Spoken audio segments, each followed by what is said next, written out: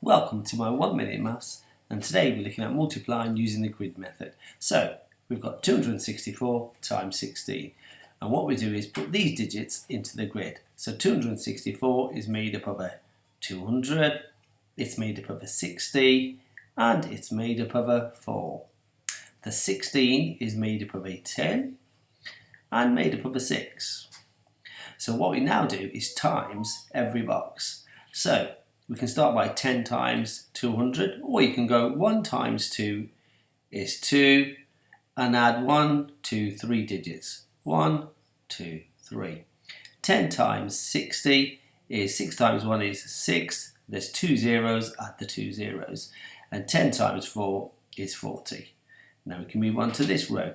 6 times 2 is 12. Add the 2 zeros.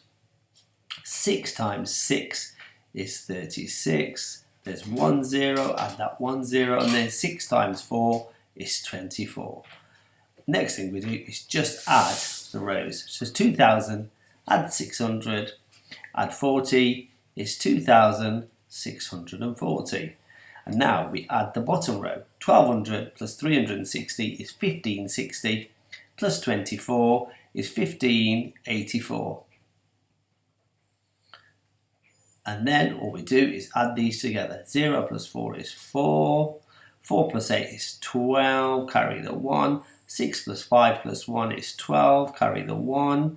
And 2 plus 1 plus 1 is 4. Therefore, your answer is 4,224.